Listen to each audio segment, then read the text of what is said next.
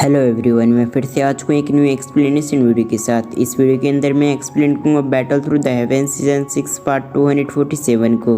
अगर आपने last part नहीं देखा तो लिंक डिस्क्रिप्शन में मिल जाएगा। जैसे कि हमने लास्ट एपिसोड में देखा, सवन अपने स्पेस रेस्टोरेंट को ब्लैक होल के अंदर एंटर करवाता है, लेकिन उससे एहसास होता है कि यहाँ की एनर्जी काफी हीट है, इसलिए वो वापस जाने लगता है। लेकिन तभी उसकी नजर ग्लो कर रही रेड एनर्जी पे जाती है, जिस वजह से सवन उसकी तरफ देखने लग गया था। तो अब आगे इस एपिसोड की शुरुआत में सवन एक टक उसे ही देख रहा था। इसके साथ ही वो अपने मन में कहता है, ये तो वही एनर्जी है कोरबीट। उसने अपने मास्टर याओलो की स्टोरी में इसके बारे में पढ़ा था। वो जानता था अगर उसने सक्सेसफुली इस कोरबीट को रिफाइन कर लिया तो वो डाओजुंग से भी लड़ सकता है। इसके साथ ही उसके पास एक और ट्रम्प कार्ड आ जाएगा। इधर सावन तो इस बात से काफी खुश होता है, उसके चेहरे पे एक एक्साइटमेंट दिखा जा सकता था। लेकिन सावन को ये भी पता था अगर वो आगे बढ़ा तो उसके सामने प्रॉब्लम भी आ सकती है। कुछ समय ऐसे सोचने के बाद सावन कहता है कि मुझे आगे बढ़ना ही होगा, उसके बाद ही मैं इस कोरबीट को हासिल कर पाऊंगा। ये कहने के साथ ही वो अपने मूव को और भी इंक्रीज कर देता है, जिस वजह से हम अगले पल सावन को देखते हैं जो कि कोरबीट के बाजू में आ चुका था। जैसे सावन यहाँ पर आता है उसकी सोल पे रेपर्स बनने लगती है, लेकिन सावन ने इसे इग्नोर कर दिया था। इसके साथ ही उसने महसूस किया कि यहाँ की एनर्जी और भी हीट हो चुकी है, इसलिए उसके सावधानी होकर उसे आगे बढ़ना होगा। कहीं ऐसा ना हो कि जल्दीबाजी के चक्कर में उसकी सोल डिसअपीयर हो जाए, यानी कि खत्म हो जाए। इन सभी चीजों के बारे में सोचने के बाद सावन वहाँ पर कुछ समय के लिए रुक जाता है। उससे पता चलता है यहाँ पर कुछ समय के लिए ये लिक्विड अपने अंदर की एनर्जी को काम होती है, और उसी समय सावन के पास मौका हुआ कि वो इस लिक्विड को यानी कि कोरबीट को यहाँ से लेकर चले जाए।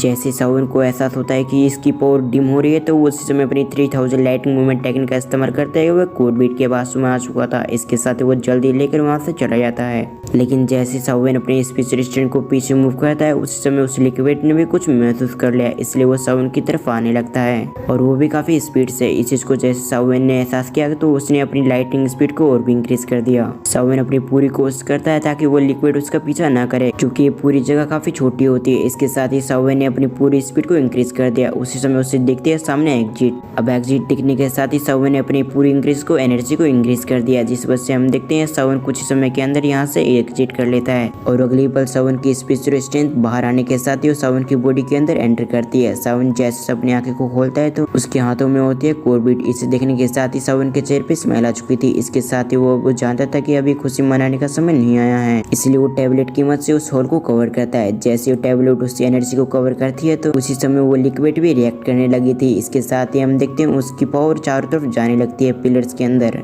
ऐसा होते ही वो सभी पिलर्स अपने आप ग्लो करने लग गई थी। ये देखने के साथ ही सावन अपने जगह से उठने के साथ ही आसपास देखने लगता है। सावन जब देखता है कि सब कुछ ठीक है तो वो कहता है, फाइनली मैं बच गया। मुझे ऐसा लग रहा था कि आज मेरी फ्यूचर स्ट्रेंथ यहीं पर नष्ट हो जाएगी, लेकिन सही समय पे मैं इस ब्लैक होल के अंदर से निकल आया और सही समय पे मैंने अपनी बॉडी के अंदर एंटर कर गया। ये कहते हुए उसकी नजर जाती है लिटिल फेरी डॉक्टर पे, जो कि अभी कस में बैठी हुई थी। इसके साथ ही वो सावन देखता है कि वो अभी तक डिस्टर्ब नहीं हुए तो एक गहरी सांसें लेता है, क्योंकि उसे ऐसा लग रहा था कि इन सभी चीजों की वजह से लिटिल फेरी डॉक्टर का ध्यान न टूट गया हो। लेकिन जब वो चेक करता है कि लिटिल फेरी डॉक्टर ठीक है तो उसका नजर फिर से आ चुका था एक और बीस्ट पे। वो उसकी तरफ देखते हुए उससे क्या था, अब जब कुछ ठीक है तो मुझे इसे रिफाइन कर लेना चाहिए। इसके साथ ही वो गिल्टी फील कर रहा था। अब तक उसकी नजर आ चुकी थी टैबलेट पे। वो उसकी तरफ देखते हुए उससे क्या था, अब मैं इसे ओपन नहीं कर सकता, लेकिन इस वजह से वो लिक्विड वहाँ से हट चुका है। इस वजह से ऐसा होने से कोर फायर सील्डिंग वापस से दोबारा अपेयर हो सकती है। वहीं पर सन फायर की स्पीड और भी इंक्रीज हो जाएगी, जिस वजह से सन फायर और भी मात्रा में क्रिएट हो सकते हैं। ये सब कहने के साथ ही सावन काफी रिग्रेट कर रहा होता है,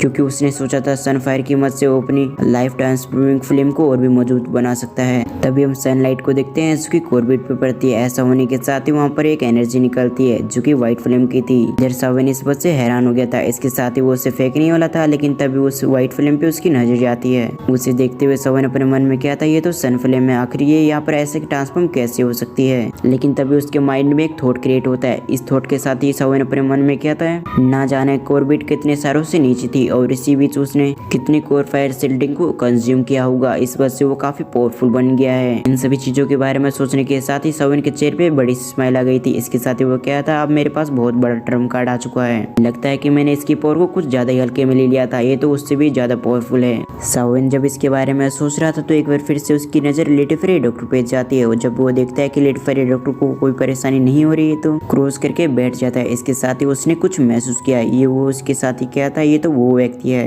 लगता है हमारे मेहमान आ चुके हैं, लेकिन फिर भी मुझे कुछ समय इंतजार करना चाहिए, उसके बाद मैं बाहर निकलूंगा। उसके इतना कहने के साथ ही हम बाहर का सीन देखते हैं जहाँ पर एक क्लाइंट को कई सारे लोगों ने घेर लिया था। इसके साथ ही वहाँ पर ठंडी ठंडी हवा चलने लगती है। अब बताने की जरूरत नहीं है, लेकिन फिर भी मैं आपको बताऊंगा, ये और कोई नहीं बल्कि आइस रिवर वैली के एल्डर थे। इन सभी एल्डर्स के अंदर से 3 से 4 स्ट्रेंथ काफी पावरफुल नजर आ रही थी। इसके साथ ही वो सभी बाकी के लोग काफी कमजोर थे, लेकिन इसके बावजूद वो तादाद में बहुत ज्यादा होते हैं। तभी एक अनाउंसमेंट होती है जो कि ई फैमिली की तरफ चारों तरफ गूंजने लगती है। वो अनाउंसमेंट सभी से कहती है कि ई फैमिली तुम उन सभी लोगों को हमारे हवाले कर दो और अगर तुम हमारी बात नहीं मानते तो आज ई फैमिली का आखिरी दिन होगा। ये कहने के साथ ही वो उसकी तरफ देखने लगते हैं। इस अनाउंसमेंट को सुनने के साथ ही सभी लोग हैरान हो गए थे। इसके साथ ही नॉर्मल लोग थे, वो भी हैरानी से वो ई फैमिली की तरफ देख रहे होते हैं। इसके साथ ही वो बात करने लगते हैं आखिर इन्होंने किन लोगों को छुपाया है। ऐसा लगता है कि ई फैमिली का आज आखिरी दिन होगा क्योंकि यहाँ पर कई सारे पावरफुल एल्डर हैं। इसके साथ ही इन लोगों के बीच हम फिर से देखते हैं एल्डर सेंग को, जो कि एल्डर सेंग भी इस बार आया था। सीन शिफ्ट को इधर हम ई फैमिली के अंदर देखते हैं जहाँ पर उन सभी के एल्डर और उसके हेड काफी घबराए हुए थे। इसके साथ ही वो अपने मन में कहते हैं आखिर ये लोग किसकी बात कर रहे हैं, कहीं ऐसा तो नहीं तो साविन और बाकी लोग की बात कर रहे हूँ। जब वो इसके बारे में सोच रहे थे तभी वहाँ पर स्पेस डिस्ट्रॉय होता है। उसके साथ ही वहाँ पर आ चुकी थी टियान जुंजे, जो कि आने के साथ ही फैमिली के हेड से कहते हैं आपको घबराने की जरूरत नहीं है। मुझे पता है कि आप लोग अभी के समय काफी ट्रबल में हैं,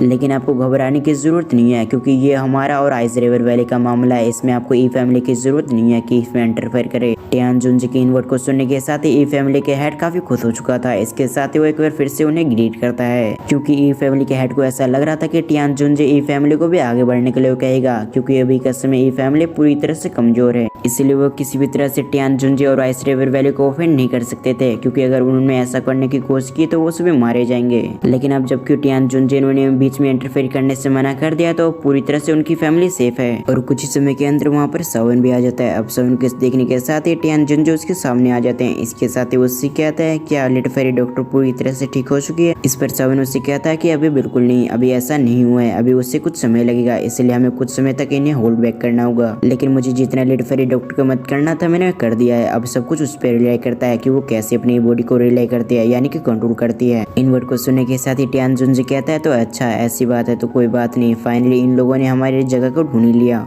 अब जबकि लिटिल फेरी डॉक्टर को समय लगेगा तो हम समय निकाल सकते हैं। मैं अपनी पूरी कोशिश करूंगा कि हम समय निकाल सके। लेकिन मैं तुम्हें बता दूं यहाँ पर कुछ पावरफुल इंसान आए हुए हैं जो कि बहुत ज्यादा पावरफुल हैं। तुम जो एल्डर सेंग के बाजू में देख रहे हो वो बहुत ज्यादा पावरफुल है। अगर उसने मुझे रोक लिया तो एल्डर सेंग से तुम्हें ही भिड़ना होगा और तुम्हें पता है एल्डर सेंग कितना पावरफुल है। अभी बात सुनने के साथ ही सावन भी नोट कर देता है क्योंकि उसे अच्छी तरह से पता था एल्डर सेंग यहाँ पिछली बार भागा थे तो सिर्फ टियान जुंजे की वजह से। अगर पिछली बार टियान जुंजे ना होते तो एल्डर सेंग उन्हें कैप्चर कर लेते। इस बार उनकी सिचुएशन पहले से ज्यादा बिगड़ चुकी थी। सावन अपने मन में कहता है मुझे डाओजोंग के पिक से एक्सपर्ट से लड़ने में काफी प्रॉब्लम होगा, लेकिन फिर भी मुझे उम्मीद है कि मैं इसे रोक सकता हूँ। ये कहने के साथ वो लड़ने के लिए तैयार हो जाता है। सावन की नजर एक बार फिर से ई फैमिली पे जाती है। वो ई फैमिली के हेड की तरफ देखते हुए उससे कहता है आपको इसमें इंटरफेयर करने की कोशिश करने की जरूरत नहीं है, इसे हम अपने तरीके से संभाल लेंगे। ये कहने के साथ ही उसकी नजर जा चुकी थी एक बार फिर से टियान जुंजे पे। सावन टियान जुंजे से कहता है तो हम अपने मेहमानों से मिलने के लिए चलते हैं। अभी वो सुनने के साथ ही टियान जुंजे पे नोट कर देते हैं। इसके साथ ही वो कहने लगे था कि मैं अपने समय में तो डॉसी लेवल के वाले व्यक्ति से मिल चुका हूँ, तो फिर इनकी क्या ही औकात है। ये कहने के बाद वो सावन के साथ आगे बढ़ जाते हैं और अगले पल वो दोनों आ जाते हैं उन सभी एल्डर के सामने। इसके साथ ही सावन की नजर जाती है एल्डर सेंग पे। सावन एल्डर सेंग की तरफ देखते हुए उससे कहता है तुम्हें पिछली बार तो दुम दबा के भागना पड़ा था, लेकिन इस बार मैं वादा करता हूँ तुम इस बार बिल्कुल नहीं बचने वाले।